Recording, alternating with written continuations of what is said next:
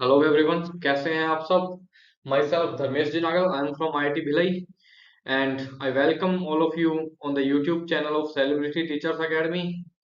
हम कर रहे थे केमिकल काइनेटिक्स, जिसके अभी तक हमने कुछ लेक्चर कवर कर लिए हैं। जिन्होंने पहले के केमिकल काइनेटिक्स के लेक्चर नहीं देखे हैं वो जाके पुराने वाले लेक्चर जरूर देखें, क्योंकि कल पिछले लेक्चर में मैंने एक बहुत ही आपको जरूरी चीज सिखाई थी, है ना। बहुत ही जरूरी चीज सिखाई थी जो आपके नीट के पेपर में हमेशा ही आ जाती है और सीयूईटी के पेपर में भी हमेशा ही आ जाती है, रेट लो, है ना। और जेई मेंस में भी आपको देखने को बार बार मिलती जाती है। एडवांस में मैं नहीं कहूंगा, एडवांस में वो ज्यादा नहीं पूछा जाता है ना। तो वो आप जरूरी है, पिछला लेक्चर आप जाके जरूर देखें जिसने नहीं देखा है। हम आगे शुरू करते हैं केमिकल काइनेटिक्स का अगला लेक्चर। चैनल को अगर आपने सब्सक्राइब नहीं किया है तो सब्सक्राइब जरूर कर लें और अपने साथियों के साथ शेयर जरूर कर दें। तो चलिए शुरू करते हैं। पिछली क्लास में आपको एक होमवर्क दिया गया था, है ना। जो क्या था होमवर्क, आपके सामने मैंने स्क्रीन पर लिख रखा है। हमने देखा कि for a zero order reaction if n is equals to zero, तो जो कंसंट्रेशन थी, कंसंट्रेशन का इफेक्ट पड़ता था क्या? बिल्कुल नहीं, है ना। जीरो एक्स पड़ता था। अगर n इज इक्वल टू क्या होता था, वन होता था, तो कंसंट्रेशन डबल करने पे जो रेट होती थी वो टू एक्स हो जाती थी। टू से मल्टीप्लाई कर देते थे हम, है ना। अगर मैं बोलूं n की वैल्यू क्या हो, अगर मैं बोलूं n की वैल्यू टू होती थी तो कंसंट्रेशन की वैल्यू क्या हो जाती थी, चार गुना फोर एक्स हो जाती थी। अब मैंने यहाँ लिख रखा है कि अगर कंसंट्रेशन क्या हो, कंसंट्रेशन क्या, अगर ऑर्डर क्या हो थ्री हो, तो कंसंट्रेशन क्या हो जाती है, एट एक्स हो जाती है। यही मैंने यहाँ लिख रखा है, if we double the concentration of reactant the rate of reaction will increase by eight times. अगर ऑर्डर क्या हो थ्री हो तो कंसंट्रेशन डबल करने पे जो रिएक्शन का रेट है वो क्या हो जाता है, एट एक्स हो जाता है। यह आपने मुझे करके दिखाना था, होमवर्क था ये आपका, है ना। तो देखो हम ये कैसे करने वाले हैं। अगर कंसंट्रेशन क्या हो, आर ई हो, अगर कंसंट्रेशन क्या हो, आर कंसंट्रेशन हो, ओके। तो जो रेट ऑफ रिएक्शन आएगा वो क्या आएगा, rate of reaction will equals to K R की पावर क्या आ जाएगी, थ्री आ जाएगी कि नहीं आ जाएगी। क्यों? क्योंकि ऑर्डर क्या है, रिएक्शन का ऑर्डर क्या है, थर्ड ऑर्डर रिएक्शन है, okay. If now if the concentration will be doubled, अगर कंसंट्रेशन को मैं डबल कर दूं, आर की जगह टू आर यूज करूं, तो आप मेरे को बताएं क्या क्या लिख सकता हूं मैं।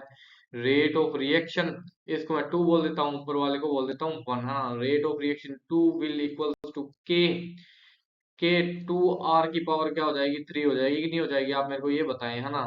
Then rate of reaction two will equals to K two की पावर हो जाएगी थ्री, एंड आर की जो कंसंट्रेशन की पावर भी क्या हो जाएगी, थ्री हो जाएगी। ये मैं थ्री क्यों लगा रहा हूँ, क्योंकि हमने देखा कि ये थर्ड ऑर्डर रिएक्शन है।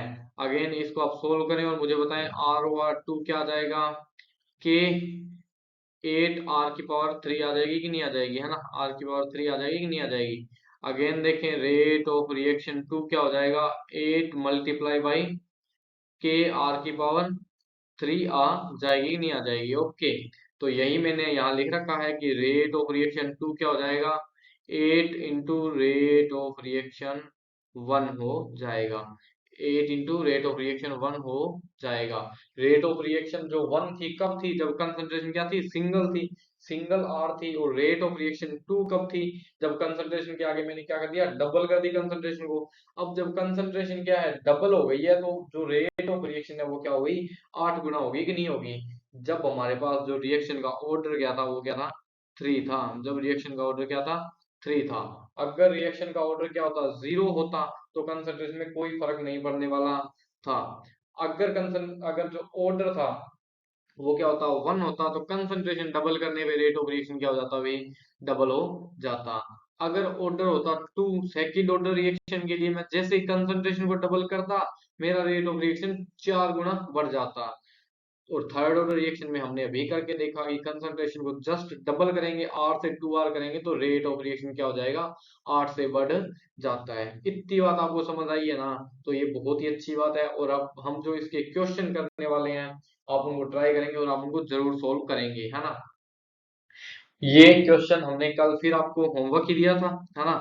सभी ने किया होगा उम्मीद करता हूँ, ओके। सभी अपना अपना जो आंसर है वो इसके कमेंट सेक्शन में जरूर लिखें। इसमें पूछा गया है order of the elementary reaction. ये जो आपके सामने रिएक्शन दी गई है, सबसे पहले क्या दी गई है, एलिमेंट्री रिएक्शन है। इसका मतलब मेरा क्या है, एलिमेंट्री रिएक्शन का मतलब आपको मैं बता दूं कि ये कैसी रिएक्शन है, एक सिंगल स्टेप, ये क्या है, सिंगल स्टेप रिएक्शन है, ये एक सिंगल स्टेप रिएक्शन है, मल्टी स्टेप रिएक्शन नहीं है। ओके, तो इसका ऑर्डर पूछा है, ऑर्डर पूछा है तो हमें क्या पता है, rate of reaction will equals to K, A की पावर समथिंग आएगी, मान लीजिए एक्स आएगी, बी की पावर समथिंग आएगी, मान लीजिए क्या आएगी, एक्स आएगी, एंड सी की पावर समथिंग मान लीजिए एक्स आएगी। ए बी सी ही क्यों, क्योंकि ये क्या है, रिएक्टेंट है। अब आपको मैं एक बात बता दूं कि जो ये एलिमेंट्री रिएक्शन है, तो इसके लिए हमने एक बात सीखी थी कि जो यहाँ आगे सोशियोमेट्री होती है, जो ए के आगे सोशियोमेट्री है वही तो इसकी पावर में आ जाती है, यही तो हमने सीख के आए हैं। तो ए के आगे क्या है, वन है, मैंने वन लगा दिया, बी के आगे क्या है, वन है, मैंने बी के आगे भी वन लगा दिया, एंड सी के आगे क्या है, सी के आगे भी वन है, मैंने इसके आगे भी वन लगा दिया। पूछा क्या है हमसे, हमसे पूछा है इसका ऑर्डर, तो मैं ऑर्डर लिखने जा रहा हूँ। ऑर्डर क्या होता है, एन होता है, जो क्या होगा, one plus one plus one, then what will be the order of this reaction, इस रिएक्शन का ऑर्डर क्या हो जाएगा, थ्री हो जाएगा। इतना इजी सा क्वेश्चन था, बहुत बार आपको नीट में इतना इजी क्वेश्चन आपको देखने को मिल सकता है ना, कोई नई बात नहीं है, ये इतना इजी क्वेश्चन आपको देखने को मिल सकता है। ओके, अगला क्वेश्चन हम करेंगे, आज के लेक्चर में हम दो तीन चीजें करेंगे। पहली तो हम करेंगे क्वेश्चन प्रैक्टिस, है ना, पहली तो हम करेंगे क्वेश्चन प्रैक्टिस। दूसरी चीज बहुत ही इंपॉर्टेंट होती है मैथमेटिक्स, है ना, जो मैथ्स होती है, जो क्या होती है, मैथ्स होती है। बायो वालों बच्चों के लिए नीट का अक्सर पेपर बायो वाले देते हैं, तो उनके लिए जो मैथ्स होती है वो थोड़ी सी क्या होती है, हार्ड होती है। लेकिन केमिस्ट्री में हमें कुछ ना कुछ डिफरेंशिएशन करने होते हैं, इंटीग्रेशन करने होते हैं, और खासकर अगर मैं केमिकल काइनेटिक्स की बात करूं तो हमें क्या बनाने होते हैं, कुछ ग्राफ बनाने होते हैं, है ना, कुछ ग्राफ्स बनाने होते हैं। ये जो ग्राफ बनते हैं, मैथमेटिक्स कुछ इक्वेशंस होती है, उनसे ये ग्राफ बनते हैं। ठीक है, तो वो इक्वेशन कैसी होती है और उनसे ग्राफ हम कैसे बनाएंगे, वो मैं आपको इसी लेक्चर में बताने वाला हूँ। तो पहला हम क्वेश्चन करेंगे, दूसरा हम ग्राफ्स करेंगे। ग्राफ्स बोल तो मैथमेटिक्स करेंगे, जो हमारे लिए क्या है, थोड़ी सी इंपॉर्टेंट है। तो आप इस लेक्चर को जरूर कंप्लीट देखेंगे और नोट डाउन करेंगे कॉपी में, साथ ही साथ रिवाइज करेंगे, है ना। ये मैंने एनसीईआरटी से आपके लिए क्वेश्चन उठाया है। ओके, इसको सोल्व करने का ट्राई करें, इसका सॉल्यूशन आप लिखें, है ना, इसका सॉल्यूशन आप लिखें। तो पूछा क्या गया, आप देखें, for reaction A plus B goes for product, क्या रिएक्शन क्या है, A plus B goes for product, the rate law is given by, the rate law is given by, rate of reaction आपको क्या दिया गया है, रेट ऑफ रिएक्शन दिया गया है के, ए की पावर क्या आ जाएगी, वन बाई टू आ जाएगी, एंड बी की पावर क्या आ जाएगी, टू आ जाएगी, बी की पावर टू आ जाएगी। आपसे क्या पूछा है, order of reaction, order of reaction. ये क्वेश्चन मुझे कराना चाहिए क्या, ये क्वेश्चन आप बताएं, मुझे कराना चाहिए कि छोड़ देना चाहिए, बताएं। ये क्वेश्चन मुझे बिल्कुल नहीं कराना चाहिए। क्यों नहीं कराना चाहिए, क्योंकि इससे ज्यादा इजी क्वेश्चन कुछ हो ही नहीं सकता। हमने क्या करना है, one plus half plus two को जोड़ना है। ओके, तो जो रिएक्शन का ऑर्डर आ जाएगा वो क्या है, 2.5, टू एंड हाफ इसका जो रिएक्शन का ऑर्डर है वो है। ओके, ये क्या है, इसका ऑर्डर है, ये क्या है, इसका ऑर्डर है। अगर ये एलिमेंट्री रिएक्शन हो और ये एलिमेंट्री रिएक्शन नहीं हो, आप मेरे को बताएं, है ना, ऑर्डर फ्रैक्शन आ सकता है। एक हमने चीज देखी थी मोलिक्यूलैरिटी, यहाँ से मैं आपको इस क्वेश्चन से ये चीज बताने वाला था जो मैं अब बता रहा हूँ, मोलिक्यूलैरिटी, है ना, जो मोलिक्यूलैरिटी, ये हमेशा ही क्या होती है, इंटीजर होती है, कंप्लीट इंटीजर होती है, ये होती है कंप्लीट इंटीजर। ओके,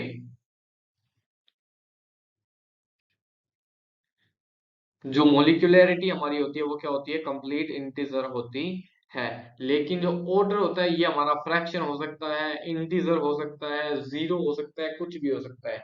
मोलिक्यूलैरिटी कभी भी जीरो नहीं हो सकती है, कभी भी जो नेगेटिव में नहीं हो सकती है, या कभी भी अपनी फ्रैक्शन नहीं हो सकती, ये हमेशा ही इंटीजर होती है। यहाँ से आपको मैं ये बताना चाह रहा था कि जो ऑर्डर है वो इंटीजर के अलावा भी कुछ हो सकता है। 2.5 ये हमारा ऑर्डर यहाँ हो सकता है, ये आपको देखने को मिला इस रिएक्शन में। करना क्या था, कुछ नहीं था, और ये जो ए की पावर है और बी की पावर है, इन दोनों को ऐड करना था। ओके, अब एक और क्वेश्चन है आपके सामने, the conversion of molecule X to Y follows a second order kinetics, conversion of molecule x to y, ये कह रहा है कि x है वो y बना रहा है, x is the reactant and y is the product, x से y बना रहा है, and the order of reaction is second, और ये कौन सी है, सेकंड ऑर्डर काइनेटिक्स को फॉलो करती है। सेकंड ऑर्डर काइनेटिक्स को फॉलो करती है, तो इसका आप रेट एक्सप्रेशन लिखें, रेट लो लिखें, रेट लो लिखेंगे तो rate of reaction is equals to K, X की पावर क्या आ जाएगी, 2 आ जाएगी। क्यों? क्योंकि कोई और तो रिएक्टेंट है नहीं, जो ऑर्डर है वो 2 है, तो सारा का सारा एक्स की पावर में ही तो आना है। ओके, आगे देखें, if the concentration of x increase by 3 times, ये कह रहा है कि एक्स की कंसंट्रेशन अगर मैं 3x कर दूं, 3 गुना बढ़ा दूं, how will be it affect the rate of formation of y। तो हमसे ये पूछ रहा है कि अगर मैं कंसंट्रेशन को क्या कर दूं, 3x कर दूं, तो रेट ऑफ रिएक्शन पे क्या इफेक्ट पड़ने वाला है। ओके, तो अब मैं लिख रहा हूं, अगर मैं कर दूं क्या, कंसंट्रेशन को 3x कर दूं, देन क्या इफेक्ट पड़ने वाला है आप मेरे को बताएं। Rate of reaction is equal to K 3x की पावर क्या, 2, 3x की पावर क्या, 2। तो मैंने आपको पहले ही बताया था, अभी 1 मिनट पहले आपको मैंने बताया कि for a zero order reaction concentration को डबल करने पे कोई इफेक्ट नहीं पड़ता है ना। फर्स्ट ऑर्डर में कंसंट्रेशन को डबल करेंगे तो डबल हो जाएगी, सेकंड ऑर्डर में कंसंट्रेशन को डबल करेंगे तो 4 गुना हो जाएगी। करना कुछ नहीं है, यहाँ पे डबल की जगह क्या करना है, ट्रिपल करना है। ओके, तो इसको सोल्व करेंगे हम। Rate of reaction will equals to K, 3 की पावर क्या आ जाएगी, 2 आ जाएगी, एंड एक्स की पावर क्या आ जाएगी, एक्स की पावर क्या आ जाएगी, 2 आ जाएगी। Okay, rate of reaction is equals to K 9, X की पावर क्या, 2। इसका मतलब rate of reaction is equals to 9 multiply by K X की पावर 2। तो रेट ऑफ रिएक्शन हमारा कितने से इंक्रीज हो गया, 9 एक्स हो गया कि नहीं हो गया, 9 गुना हमारा रेट ऑफ रिएक्शन बढ़ जाएगा। इसको मैं यहाँ लिख सकता हूँ कि rate of reaction 2 will equals to 9 into rate of reaction 1। Okay, rate of reaction 2 will be equals to 9 of rate of reaction 1। ठीक है, तो अगर हम कंसंट्रेशन को 3 गुना करेंगे तो रेट ऑफ रिएक्शन कितने गुना हमारा बढ़ जाएगा, 9 गुना बढ़ जाएगा। इजी सा क्वेश्चन था, अच्छा क्वेश्चन था, एनसीईआरटी से डायरेक्ट मैंने एक्सरसाइज का क्वेश्चन था वो मैंने उठाया था। तो आप घर पे जाके आज क्या करेंगे, आज का होमवर्क क्या है, जहां तक मैंने आज का कराया है अभी तक एनसीईआरटी उठाएंगे, जितने भी एक्सरसाइज के क्वेश्चन है सारे के सारे सोल्व करेंगे। कोई क्वेश्चन अगर आपसे सोल्व नहीं हो रहा है तो आप उसको कमेंट सेक्शन में जरूर लिखेंगे। ओके, अब हमारा जो मेन मकसद है आज के लेक्चर का वो करते हैं। क्वेश्चन इंपॉर्टेंट था, कर लिए हमने। अब हम कर रहे हैं mathematics for the chemistry. Mathematics for the chemistry 2-3 चीजें सीखेंगे। पहली हम सीखेंगे लोग से रिलेटेड, लोगोरिथम है ना, पहली हम सीखेंगे लोगोरिथम, पहली हम सीखेंगे लोगोरिथम। ओके, इसको मैं अच्छे से लिख लेता हूँ क्योंकि कुछ बच्चों को मेरी राइटिंग क्या है समझ नहीं आती है, तो ये मेरा क्या है, फॉल्ट है, और मैं इसको आपके लिए कंप्लीट जरूर करूंगा। ओके, हम करते हैं लोगोरिथम। 2-3 चीजें हैं कि जब प्लस होता है, जब क्या होता है, प्लस होता है, तो ये इक्वल टू के साइन के दूसरी तरफ क्या हो जाता है, माइनस हो जाता है। जब माइनस हो जाता है और वो दूसरी तरफ जाता है, क्या हो जाता है, वो प्लस हो जाता है। क्या ये आपको सिंपल मैथ है? ठीक है, अगर मैं मल्टीप्लाई का साइन लिखूं तो वो दूसरी तरफ जाके क्या होता है, डिवाइड का हो जाता है, और अगर डिवाइड का साइन लिखूं तो वो दूसरी तरफ जाके क्या होता है, मल्टीप्लाई हो जाता है। ये तो बेसिक सी बात है कि प्लस है तो दूसरी तरफ जाके वो क्या होता है, माइनस हो जाएगा, अगर माइनस है तो वो दूसरी तरफ जाके क्या होता है, प्लस हो जाता है। ठीक है, अब आपको 2-3 चीजें मैं बता रहा हूँ, इंपॉर्टेंट है। जो मान लीजिए log x, log x is equals to क्या है, 3 है। क्वेश्चन ये log x is equals to 3 है, तो मैं इसको क्या लिख सकता हूँ, इसको मैं लिख सकता हूँ x इज इक्वल्स टू 10 की पावर 3। पहली इंपॉर्टेंट चीज ये थी कि log x is equals to 3 है, तो x इज इक्वल्स टू मैं लिख सकता हूँ 10 की पावर 3। इसका मतलब जो log है वो नीचे आके क्या हो जाता है, 10 बन जाता है, और जो सामने चीज लिखी है वो इसकी पावर में चली जाती है। तो log का बेस क्या है, 10 है। log x is equal to 3 है, तो इसका मतलब 10 की पावर 3 मैं उसको लिख सकता हूँ। अगला क्वेश्चन मैं आपके सामने एक और लिख रहा हूँ क्वेश्चन। लोग की जगह कई लोग क्या यूज करते हैं, एल भी यूज करते हैं। L N X is equals to 3 है, मान लीजिए L N X is equal to क्या है, 3 है। मान लीजिए L N X is equals to क्या है, 3 है। देन एक्स की वैल्यू क्या होगी, अब मेरे को आप बताएं एक्स की वैल्यू, इसको मैं क्या लिख सकता हूँ, एक्स की वैल्यू क्या आ जाएगी, ई की पावर 3 आ जाएगी। क्या आ जाएगी, ई की पावर 3 आ जाएगी। ये ई क्या है, ई है एक्सपोनेंशियल, और इस ई की वैल्यू क्या होती है 2.17 समथिंग होती है, 2.17 समथिंग होती है, जो आपके कुछ खास काम की ये चीज है नहीं कि ई की वैल्यू क्या होती है, वो आपके काम की है नहीं। इंपॉर्टेंट क्या था, इंपॉर्टेंट ये था कि एल एन का बेस क्या होता है ई। एल एन अगर इक्वल टू के साइन के दूसरी तरफ जाता है तो जो सामने लिखी हुई रकम है वो इसके पावर में चली जाती है, किसके, ई के। और अगर है लोग तो वो क्या होती है 10 के पावर में आ जाती है। अब आप मेरे से पूछेंगे सर ये लोग और एल एन इन दोनों में क्या मतलब है, इन दोनों में क्या इनका कोई रिलेशन है क्या, लोग और एल एन का? तो मैं वो भी आपको बताऊंगा जी हाँ, लोग और एल एन का एक मतलब है। एल एन किसके इक्वल होता है, एल एन होता है 2.303 लोग के इक्वल होता है, 2.303 लोग के इक्वल होता है एल एन। ये आपके लिए इंपॉर्टेंट बात है, गांठ बांध देंगे आप इसको कि एल एन जहां भी दिखे उसको मैं 2.303 लोग लिख सकता हूँ। मान लीजिए क्वेश्चन लिख रहा हूँ, मान लीजिए x is equal to L N 5 है, x is equal to L N 4 लिख रहा हूँ ना, या x is equal to L N 5 है, तो मैं क्या लिख सकता हूँ इसको, आप मेरे को बताएं इसको मैं क्या लिख सकता हूँ, अभी मैंने बताया x इज इक्वल टू क्या लिख सकता हूँ 2.303, 2.303 log 5 लिख सकता हूँ, नहीं लिख सकता हूँ, है ना। तो इसका मतलब आप ये चीज समझ गए कि एल एन को मैं 2.303 log लिख सकता हूँ। ओके, अच्छी चीज थी, इंपॉर्टेंट चीज थी सबसे ज्यादा, तो आपने इसको देखा है ना। अब देखें दो तीन चीजें और मैं बता रहा हूँ कि लोग लोग ए प्लस लोग बी, लोग ए प्लस लोग बी दिया हो तो इसको मैं क्या लिख सकता हूँ, ये किसके इक्वल होता है, लोग ए बी के इक्वल होता है।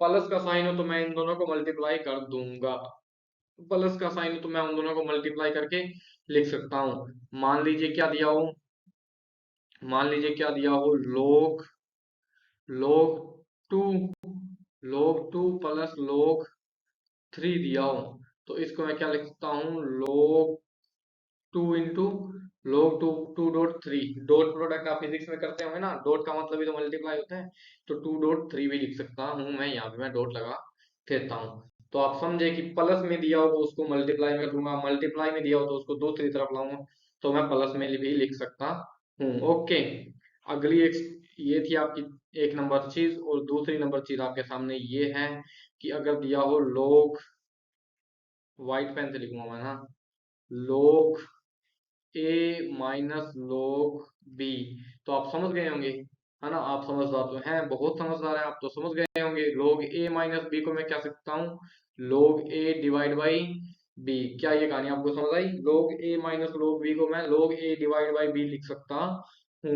अगेन मैं एक एग्जांपल आपको करके दिखाता हूँ, लोग टू माइनस लोग थ्री हो, लोग टू माइनस लोग थ्री हो तो इसको मैं क्या लिख सकता हूँ, लोग टू बाई थ्री लिख सकता हूँ, लोग टू बाई थ्री लिख सकता हूँ। जो आगे की रकम है वो ऊपर आएगी, टू आगे है तो मैंने टू ऊपर लिखा है, आप इस बात का ध्यान रखें।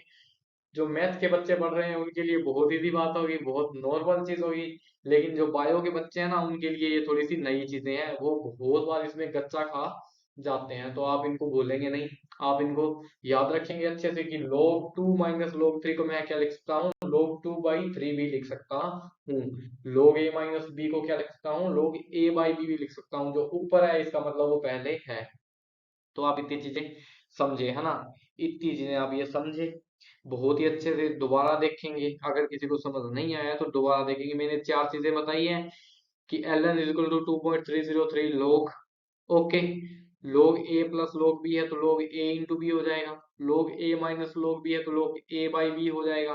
ओके, अगर log x is equal to three है तो x इज इक्वल टू 10 की पावर थ्री हो जाएगा, क्यों, क्योंकि लोग का बेस क्या होता है 10 होता है। अगर L N X is equal to three है तो क्या हो जाएगा, x is equal to x is equal to E की पावर थ्री हो जाएगा। ई क्या था, एक्सपोनेंशियल था, जो क्या था एल एन का बेस था, ओके, एल एन का बेस था। ई की वैल्यू थी 2.17 के समथिंग, कंप्लीट मेरे को याद नहीं है क्योंकि वो ज्यादा काम की चीज होती नहीं है, तो आप ये सारी चीजें ध्यान से देखेंगे। अब हम चलते हैं ग्राफ्स की तरफ, ग्राफ कैसे बनाते हैं हम वो सीख लेते हैं, है ना। अब हम बनाएंगे ग्राफ, ओके, अब हम बनाएंगे ग्राफ, ओके। अब ये ग्राफ बनाते हैं, इनके लिए एक अच्छी सी इक्वेशन होती है, वो हम इक्वेशन को फॉलो करेंगे और उसके अकॉर्डिंग हम बना लेंगे अपने। ठीक है, वो इक्वेशन होती है y is equals to M X plus C, है ना, y is equals to M X plus C. Okay, y is equals to M X plus C, ये हमारी इक्वेशन है। आप इसको गले बिठा लेंगे, थोड़ी सी इंपॉर्टेंट है, थोड़ी सी इंपॉर्टेंट है। What is y and what is x, y और x क्या है, ये हमारे एक्सिस है, दुनिया जानती है। हम 6th क्लास से, जब से ट्रिग्नोमेट्री हमने शुरू की थी, तब से हम जानते हैं y एंड x क्या है, हमारे एक्सिस है। m जो हमारे लिए नई चीज है, वो क्या है, स्लोप है। m क्या है, स्लोप है। ओके, एंड c हमारे लिए क्या है, c है इंटरसेप्ट। अब ये इंटरसेप्ट और स्लोप क्या होते हैं, बायो वालों ध्यान दे लो, बायो वालों ध्यान दे लो। जब आप कभी साइकिल चला रहे होते हैं और अगर ऐसे चढ़ाई आ जाए, अगर ऐसे चढ़ाई आ जाए, या आप साइकिल लेके किसी ऊंची जगह चढ़ रहे हैं, तो मुश्किल से चढ़ पाते हैं कि नहीं चढ़ पाते हैं, मुश्किल से चढ़ पाते हैं ना। तो जो ढाल होती है उसी को ही हम बोलते हैं स्लोप, उसी को ही हम बोलते हैं slope. Okay, slope, positive slope का मतलब क्या है कि हम ऊपर चढ़ रहे हैं, और नेगेटिव स्लोप का मतलब क्या है कि हम नीचे आ रहे हैं। और अच्छे से आपको मैं बता दूं, y is equals to M X plus C, तो आप इसको ऐसे समझ लेंगे, this is y, this is x। Okay, अगर मैं लाइन खींच दूं ऐसी, अगर मैं लाइन खींच दूं ऐसी, तो इसका ये जो ढाल आएगी, इसकी जो ये ढाल आएगी, इसी को हम बोलते हैं स्लोप। ओके, यही है इसका क्या है, स्लोप है। ओके, यही है इसका स्लोप। और जो ये नीचे इतनी जगह बची है, जीरो से लेके यहाँ तक, ये जो इतनी जगह बची है, ये हमारी क्या है, ये हमारी क्या है, इंटरसेप्ट, ये हमारी क्या है, इंटरसेप्ट। ओके, ये हमारी इंटरसेप्ट, जिसको हमने किससे लिखा है, सी से लिखा है। क्या ये दोनों चीजें आपको समझ आई, स्लोप और इंटरसेप्ट का मतलब आप समझे। इस कहानी में हमारे पास, हमें पता है कि स्लोप भी हमारा क्या आ रहा है, पॉजिटिव आ रहा है। स्लोप भी हमारा क्या है, पॉजिटिव है, और इंटरसेप्ट भी हमारा क्या है, पॉजिटिव है। ये जो कहानी मैंने अब लिखी है ना, आपके लिए ये ज्यादा इंपॉर्टेंट है, आपके लिए ये ज्यादा इंपॉर्टेंट है। स्लोप क्यों पॉजिटिव है, क्योंकि ये ग्राफ ऊपर की तरफ चढ़ रहा है, जब जब ऊपर की तरफ चढ़ेगा, इसका मतलब स्लोप हमारा पॉजिटिव होगा। इंटरसेप्ट क्यों पॉजिटिव है, क्योंकि जीरो वाली लाइन तो यहाँ है, और ऊपर तो मैं आपको पता है पॉजिटिव होता है, नीचे नेगेटिव होता है। तो ये नीचे तो नहीं टकरा रही, कहीं ऊपर टकरा रही है ना, यहाँ टकरा रही है, तो ये जगह, ये वाली जगह क्या हो जाएगी, पॉजिटिव हो जाएगी, इसलिए मैंने इंटरसेप्ट लिखा है पॉजिटिव। क्या इतनी बात आपको समझ आ गई है ना, क्या इतनी बात आपको अच्छे से समझ आ गई है, तो कमेंट सेक्शन में जरूर बताएं। इक्वेशन क्या थी, y is equal to M X plus C, दोबारा लिखूंगा मैं, y is equals to M X plus C. Okay, ये है लीनियर इक्वेशन। ठीक है, अभी तक हमने क्या क्या किया, सबसे पहले यहाँ y is equals to M X plus C, ये हमारी मेन टारगेट इक्वेशन थी, जिनमें से हमने देखा m जो पॉजिटिव था, और c इंटरसेप्ट भी क्या था, पॉजिटिव था। हमने इसके लिए ग्राफ करके देखा, जो हमारा ग्राफ आया कैसा, हमारा ग्राफ आया ऐसा, ये था y, ये था क्या, x। ओके, जिसमें हमारा ये जो था, इसका जो ये था स्लोप, और ये जो था इंटरसेप्ट था।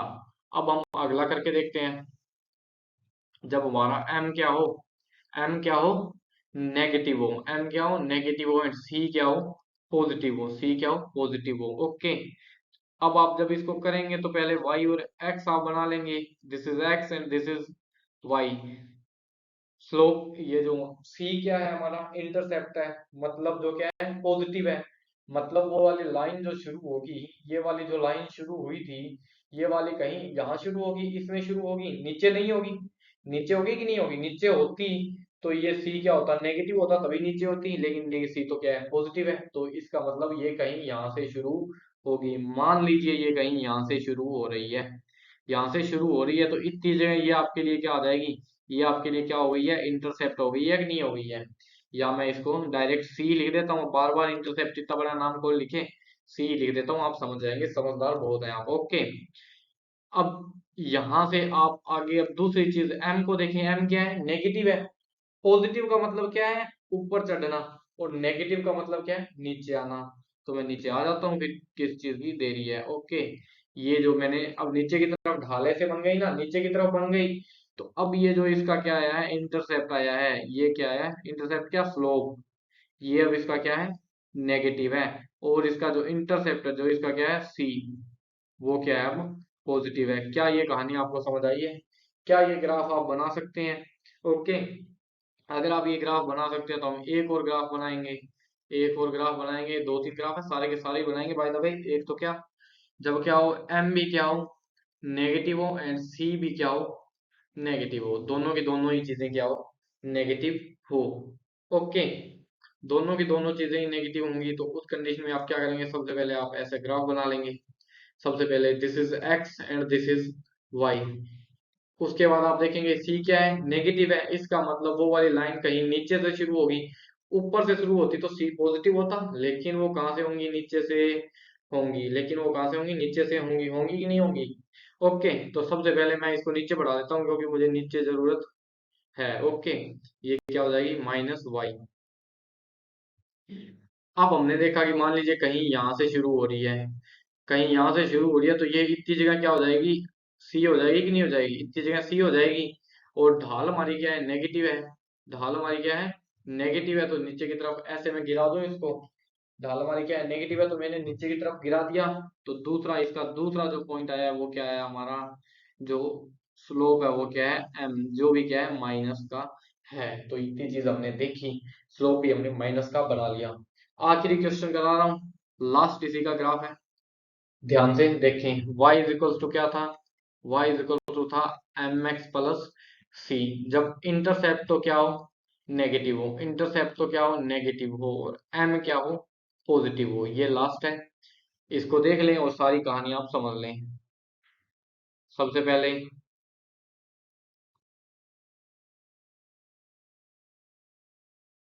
This is x and this is y। Okay, again intercept negative है तो लाइन कहीं नीचे से शुरू होगी, तो सबसे पहले मैं लाइन को पूरा खींच लेता हूँ क्योंकि मुझे नीचे जरूरत है, माइनस का y।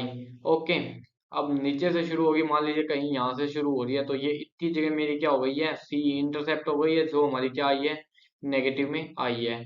अब ये स्लोप क्या है हमारा, पॉजिटिव है, पॉजिटिव है तो लाइन कहीं ऊपर की तरफ जाएगी, लाइन कहीं ऊपर की तरफ जाने वाली है, ऊपर की तरफ जाने वाली है, तो मैं इसको ऐसे ऊपर की तरफ बढ़ा देता हूँ।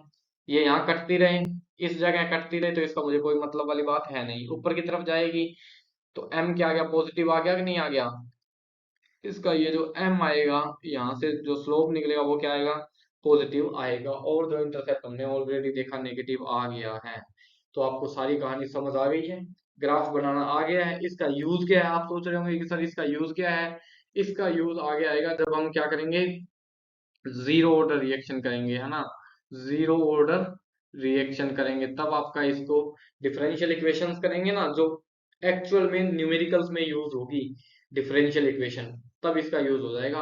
और आपको एग्जाम में डायरेक्ट क्वेश्चन आएगा, नीचे चार ग्राफ दिए होंगे, ए बी सी डी, उन चारों ग्राफ में से आपको सही वाला टिक करना है। तो जीरो ऑर्डर रिएक्शन में आपको इसकी यूज होने वाला है। उसके बाद फर्स्ट ऑर्डर रिएक्शन, है ना, फर्स्ट ऑर्डर रिएक्शन में भी इसका यूज आपको देखने को मिलेगा, सेकंड ऑर्डर में भी आपको इसका यूज देखने को मिलेगा। तो हर जगह आपको इन ग्राफ्स का यूज देखने को मिल जाएगा।